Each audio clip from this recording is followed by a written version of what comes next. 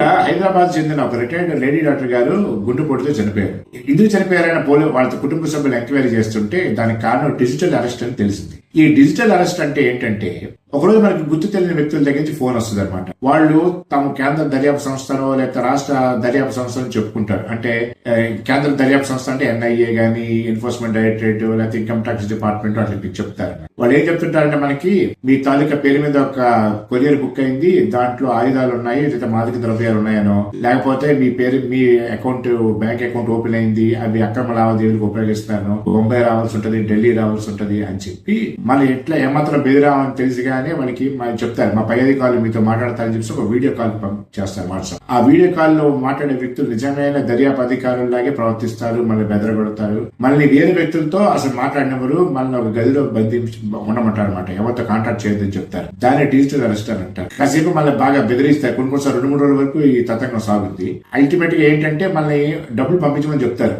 వాళ్ళ ఏవో కొన్ని అకౌంట్ నెంబర్లు ఇచ్చి ఆ అకౌంట్స్ కి మనం డబ్బులు పంపించమని చెప్తారు. అవన్నీ షెల్ కంపెనీ అకౌంట్స్ అనమాట.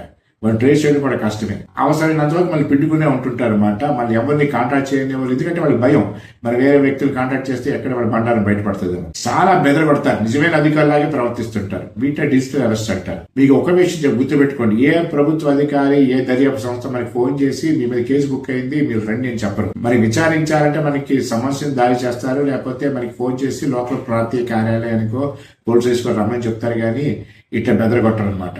మీరు భయపడాల్సిన పని లేదు. ఇటువంటి ఫోన్ కాల్స్ కానీ మీకు వచ్చినట్లయితే వెంటనే మీరు సంబంధిత పోలీసుల్లో స్టేషన్ ఫిర్యాదు చేయండి, లేకపోతే మీకు తెలిసిన న్యాయవాదులు కాంటాక్ట్ చేయండి. లేదు అంటే మనకి కేంద్ర ప్రభుత్వం కొన్ని ఫోన్ నెంబర్లు ఇచ్చింది, ఇట్లాంటి సైబర్ క్రైమ్స్ ఏమైనా జరిగితే కాంటాక్ట్ చేయండి, వాటికి ఫోన్ చేయండి. మీరు మాత్రం భయపడాల్సిన పనే లేదు. ఒక విషయం మనం గుర్తుపెట్టుకోవాలి, ఏ దర్యాప్తు సంస్థ నేరం చేసిన వ్యక్తికి ఫోన్ చేసి నువ్వు నేరం చేశావు అని చెప్పరు. నిజంగా మనం నేరం చేసినట్లయితే వాళ్ళు ఫోన్ లాగా మనం పారిపోతాం కదా. ఇది సింపుల్ లాజిక్. ఆ విషయం మనం గుర్తుపెట్టుకున్నట్లయితే ఇట్లాంటి ఫోన్ కాల్స్ మనం బెదరాల్సిన పనే లేదు. Thank you.